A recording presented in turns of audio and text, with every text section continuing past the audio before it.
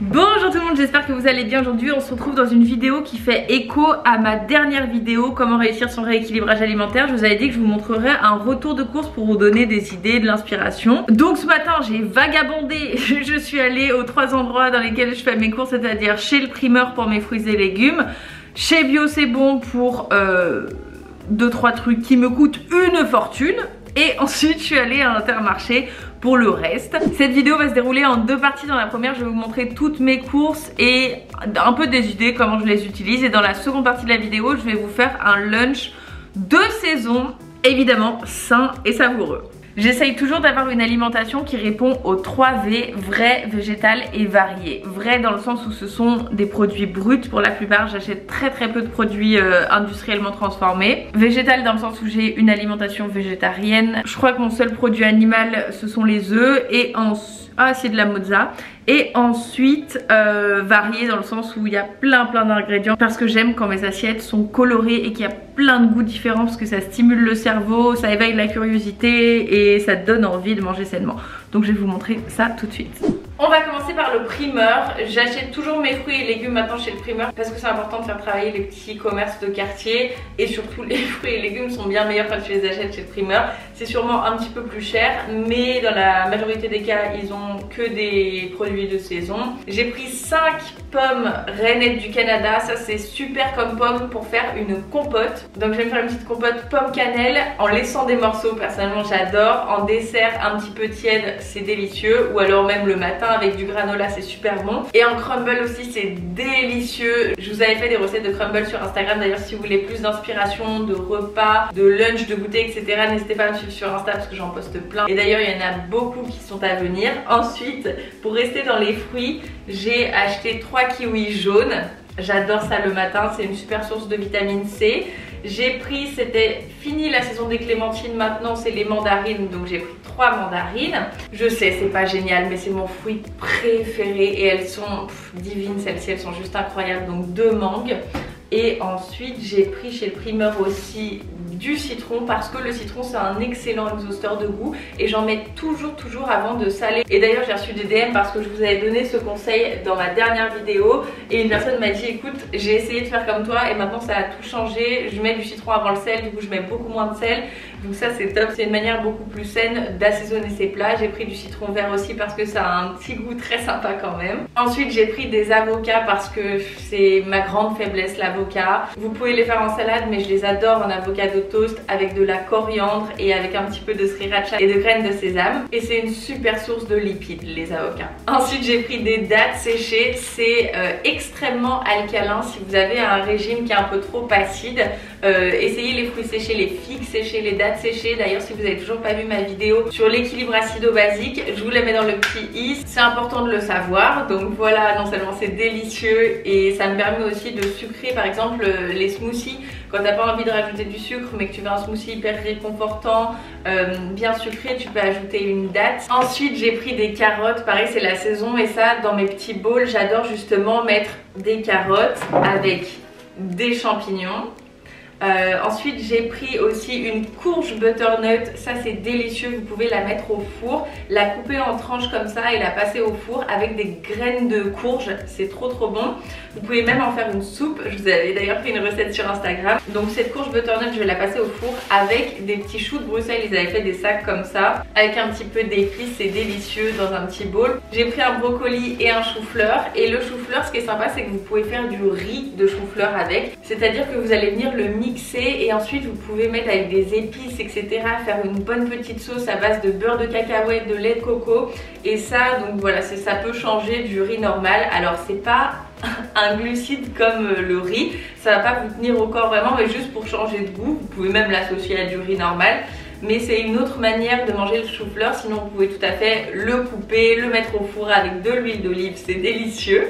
En source de glucides, une de mes préférées c'est la patate douce. L'indice glycémique est meilleur, enfin plus bas que la pomme de terre blanche, donc c'est pour ça que je prends toujours des patates douces et même au goût c'est bien meilleur. En général je m'embête pas, je les cuis au four tout entières et elles ressortent bien moelleuses, sympa. Sinon vous les coupez en deux, vous faites des petits stries avec un couteau et vous mettez de l'huile d'olive et des épices et vous les cuisez comme ça. Et enfin chez le primeur j'ai pris des endives. Les endives je les aime pas spécialement en salade, en revanche braisées avec une noix de beurre c'est délicieux, elles deviennent caramélisées et c'est super bon, notamment avec des petits steaks de soja que je vais vous montrer que j'ai acheté chez Bio C'est Bon. C'est hyper facile le midi et c'est très sain et savoureux. Ensuite on passe à ce que j'ai acheté chez Intermarché. Alors j'ai acheté du pain poilane. C'est une bonne source de glucides, le pain, et ça avec les avocats pour faire un petit avocado toast, c'est délicieux. J'ai acheté du riz basmati, pareil, c'est une autre source de glucides. Les glucides, j'en consomme à chaque repas. C'est ce qui me permet de rester full le plus longtemps possible, d'éviter de grignoter, et surtout c'est le substrat énergétique préféré de nos cellules et la seule source d'énergie de notre cerveau. Donc pour rester bien concentré, focus, pour pouvoir réfléchir convenablement, ne zappez pas les glucides, je vous le répète dans chaque vidéo, mais c'est hyper dangereux d'avoir un régime sans glucides. Donc c'est pour ça que le riz c'est une bonne source. En fait tout ce qui est blanc, essayez de l'acheter complet, par exemple les pâtes, le riz, etc. Sauf le riz basmati qui est une exception étant donné qu'il a un indice glycémique assez similaire à celui du riz complet. Et personnellement c'est mon riz préféré, donc ça me va bien. Ensuite toujours dans les glucides, j'ai acheté des faritas parce que j'ai vu une vidéo sur les réseaux, je sais pas si vous l'avez également, mais ça circule de partout, tout le monde essaie de faire ça. C'est-à-dire que tu compartimentes ton wrap, tu coupes ici et ensuite tu compartimentes 1, 2, 3 et 4 ingrédients. Tu replies le premier ici, le second ici et en fait ça te fait comme une crêpe que tu vas passer dans ton grille-pain. Et apparemment c'est délicieux donc j'avais envie d'essayer ça. Ensuite j'ai pris de la coriandre parce que c'est mon herbe aromatique préférée, j'en mets absolument partout. En fait je cuisine beaucoup avec des influences asiatiques, donc je vais me faire un petit bol chaud avec du riz, du lait de coco, curry, des légumes, du tofu et je vais mettre de la coriandre par-dessus et très souvent des noix de cajou. Donc c'est pour ça que j'ai acheté en vrac des noix de cajou, mais je vais aussi m'en servir, c'est infernal ce bruit, je vais aussi m'en servir pour faire mon granola maison. Donc j'ai pris des noix de pécan, des amandes et des noisettes. À savoir aussi que les oléagineux c'est une excellente source de protéines et de lipides. Donc c'est intéressant d'en consommer, c'est vrai que ça coûte un petit peu cher, mais voilà par exemple sur votre plat quelques petites noix de cajou pilées comme ça c'est super bon avec la coriandre. Ça change tout parce que t'apportes une texture différente, le côté croquant et hyper savoureux. Donc c'est pour ça que j'en achète très souvent. Aussi chez Intermarché j'ai acheté des œufs. Pour faire mon granola j'ai racheté de l'huile de coco parce que ça voilà délicieux avec. Et ensuite pour faire tous mes petits bols dont je vous parlais j'ai des tomates pelées. Je m'en sers très régulièrement pour donner un petit peu plus de crémeux à mes légumes. Je viens les concasser pour faire comme une sauce en fait. Sauf que ça va lier tous les légumes entre eux et c'est bien meilleur que juste des carottes avec à côté des choux de Bruxelles. C'est pas ouf, donc voilà, venir lier le tout avec une sauce tomate hyper clean comme celle-ci, Léa Nature, très bonne marque, à chaque fois je vous le répète mais c'est vraiment très bien. Mon fameux lait de coco, je peux pas faire les courses sans acheter du lait de coco, ça c'est vraiment la base, c'est ma vie, j'aime trop ça. Justement avec le curry c'est ultra bon. Ensuite j'ai racheté du beurre de cacahuète, pareil c'est Léa Nature. Le beurre de cacahuète, soit je mets une cuillère à soupe dans mon oatmeal ou un porridge le matin avec un peu de granola et des fruits. C'est une très bonne source de lipides et de protéines aussi. Soit je l'utilise justement pour faire une sauce hyper onctueuse, hyper savoureuse avec du lait de coco, du curry, du sel, du poivre et un petit peu de citron vert. C'est délicieux, essayez ça. Ça apporte vraiment de la gourmandise à votre repas et en plus c'est bon pour vous, ça vous apporte des protéines, ça vous apporte des lipides. C'est très gras, on va pas se le cacher, mais si tu veux t'as pas de sucre ajouté, t'as pas de sel ajouté. Donc si tu veux te faire une tartine, bien sûr ce sera toujours mieux de la faire avec du beurre de cacahuète qu'avec de la pâte à tartiner dont je tairai le nom. Ensuite des cornichons parce que c'est vraiment trop ma vie. À chaque fois vous vous moquez de moi parce que j'en ai au moins 6 dans mon assiette, mais j'aime trop ça. Ensuite j'ai des pois chiches, soit je fais un hummus avec, soit je les fais griller avec un petit peu de hot paprika, c'est délicieux. J'avais d'ailleurs fait une recette de pois chiches croustillants pour l'apéritif. C'est très très bon, vous les mettez au four, pareil avec du hot paprika. Vous les mettez au four pendant je crois une vingtaine de minutes, je me souviens plus ce que j'avais fait. Et en fait ils ressortent ultra croustillants, donc tu peux manger ça à l'apéritif justement. En revanche ils redeviennent un petit peu plus mous au bout d'une demi-heure, donc il faut les manger assez rapidement ou pas tout faire d'un coup. Donc c'est une très bonne source de glucides aussi les pois chiches. Et il y a également beaucoup de protéines dedans et c'est bon à savoir quand vous êtes végétarien. Vous pouvez manger des légumineuses pour avoir un bon apport en protéines, notamment des lentilles. Alors moi les lentilles j'en ai là, mais ça me fait un petit peu mal au ventre, je vous avoue. Les lentilles corail ça va, mais les lentilles vertes ça me fait vraiment trop mal au ventre. Les pois chiches c'est pas le cas, les haricots rouges j'en consomme également. J'en ai pas racheté parce que j'en avais encore, mais vous voyez du quinoa pour moi c'est une excellente base aussi. Comme le riz, c'est riche en glucides et il y a des protéines également dedans. Donc le quinoa c'est vraiment très très bien et ça fait pas du tout gonfler le ventre ni rien. Comme le riz, vous mettez une dose de quinoa pour 2 doses d'eau et ça s'absorbe bien. Et ensuite j'ai aussi des flocons d'avoine en glucides pour le matin que je fais soit comme je le disais en oatmeal avec du lait d'avoine, une demi-banane écrasée. Et ensuite j'attends que ça fasse une sorte de petite bouillie et je rajoute par-dessus du granola, des fruits et justement la fameuse cuillère de beurre de cacahuète. Et ça fait un petit déj bien consistant. Et dans les produits relatifs aux animaux dans mes courses, il n'y a pas grand chose comme je vous le disais. Il y a des œufs parce que les œufs vraiment je peux pas m'en passer, j'adore ça, c'est une très bonne source de protéines. Les œufs je les fais souvent mollet et je les mets sur mon avocado toast. L'œuf mollet c'est super facile à faire, à chaque fois que vous me demandez, mais il suffit de faire bouillir sa casserole. Une fois qu'elle bout, tu mets ton œuf et dès que l'œuf est dedans tu mets un minuteur de 5 minutes. Quand c'est terminé, tu passes ton œuf sous l'eau glacée. Très très important pour que la coquille s'enlève super facilement et pour arrêter la cuisson, parce que si tu le passes pas sous l'eau froide, ton œuf va continuer à cuire et il sera plus coulant. Donc tu le passes sous l'eau froide, tu enlèves la coquille, tu le repasses sous l'eau parce que moi je fais jamais trop confiance, tu sais quand on enlève la coquille, tu sais pas s'il y a un bout de la coquille qui a touché ou quoi, bref, je préfère toujours le relaver après et je le mets sur mon avocado. Et ensuite dans les laitages, j'ai pas grand chose, j'ai une bûche de chèvre parce que, est-ce que vous connaissez ça? Vous faites légèrement griller votre pain poêle âne dans votre grille-pain et une fois que ça a légèrement grillé, vous ajoutez des rondelles de chèvre dessus, du miel, vous passez au four. La tartine chèvre miel c'est une tuerie. Et une petite mozza parce que la mozza c'est délicieux, j'adore ça. De la moutarde pour faire les vinaigrettes. Vous savez que je prends du citron, du velours de balsamique, du vinaigre balsamique, du sel, du poivre, de l'huile d'olive et la vinaigrette est parfaite. Et maintenant je vais vous montrer ce que j'ai acheté chez Bio C'est Bon. Et enfin chez Bio C'est Bon j'ai acheté 4 trucs, ça m'a coûté 25 €. J'achète pas grand chose chez eux. J'achète juste cette marque là, je l'adore, Apoquinis.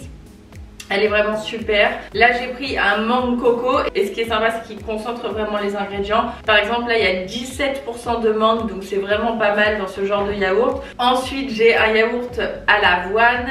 Ensuite j'en ai pris un coco dans le style yaourt grec un petit peu plus dense. Et enfin j'en ai pris un coco framboise. Alors ça c'est la seule chose industriellement transformée que j'achète, mais la compo est vraiment très très bien. Croque tofu, chèvre, épinards, graines de pavot. Donc ça c'est vraiment quand j'ai pas le temps, je me fais une petite salade à côté et ce petit steak végétal qui est vraiment très très bien. Vous regardez les ingrédients, c'est tout à fait convenable. Et il n'y a pas d'oignons dedans. Parce que souvent dans les steaks comme ça ils te mettent plein d'oignons et j'aime pas ça. Ensuite j'achète le tofu rosso, c'est vraiment le meilleur. Et cette marque là, Typhoon, ils sont au-dessus. Ils sont vraiment au-dessus de tous les autres tofu que j'ai pu tester. Et enfin du lait d'avoine. Il n'y a pas de sucre ajouté donc c'est bien. En soi c'est pas la meilleure marque en termes de concentration d'avoine qu'il y a à l'intérieur. Le problème avec les boissons au lait végétal c'est que souvent tu payes de l'eau très cher. Donc c'est pour ça que là il n'y en avait plus à Intermarché, mais j'en ai encore là pour vous montrer. Cette marque là, Provamel bio, avoine sans sucre. C'est vraiment très bien parce que l'avoine est beaucoup mieux concentrée. 8,5% d'avoine, c'est pas ouf non plus. Sauf que là, t'en as 5,5. Donc à choisir, je préfère quand c'est plus concentré. Parfois j'en trouve à 10%, mais parfois j'en fais moi-même aussi.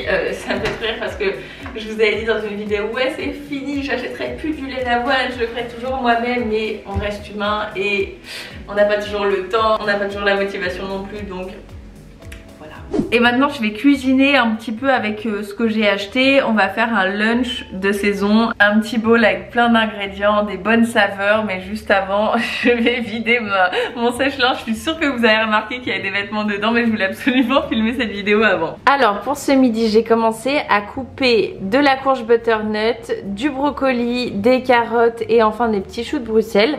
J'ai ajouté un tout petit peu de sel et pas mal d'huile d'olive et je vais ajouter un petit peu de hot paprika avant de les enfourner pendant une vingtaine de minutes et je vais les retourner au milieu de la cuisson. Essayez de faire des légumes qui aient à peu près tous la même taille afin qu'il n'y en ait pas un qui crame et un autre qui soit bien. Et c'est parti à 160 degrés. Pour la sauce, je vais faire quelque chose de très crémeux, hyper réconfortant, un peu relevé, à base de beurre de cacahuète, lait de coco, curry, sriracha, un petit peu d'huile d'olive, du citron vert pour relever le goût avant de mettre un petit peu de sel et du poivre. Je vais commencer par une base de lait de coco et regardez mes mains, le gel hydroalcoolique c'est terrible. Alors je vais commencer par le lait de coco et le beurre de cacahuète. Maintenant je vais ajouter 2 cuillères à soupe de beurre de cacahuète au lait de coco. On est un peu sur du 1 tiers beurre de cacahuète, 2 tiers coco, voire 50-50.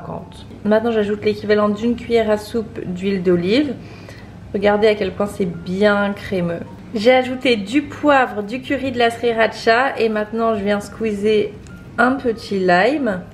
Et voilà ma petite sauce bien crémeuse, délicieuse, super healthy et très gourmande. J'ai rajouté un tout petit peu de hot paprika pour qu'elle soit un peu plus relevée. Et voilà, ça je vais servir sur le riz et un petit peu sur les légumes. Et voilà pour la petite assiette, il y a le riz, les légumes, le tofu et je vais venir ajouter un petit peu de crémeux avec la sauce.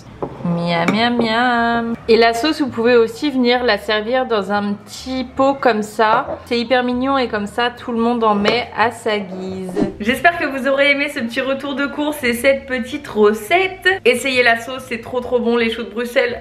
Je suis un peu moins fan en fait. On se retrouve tout de suite sur Instagram ou sinon dimanche prochain à 10h du matin dans une nouvelle vidéo. Bye!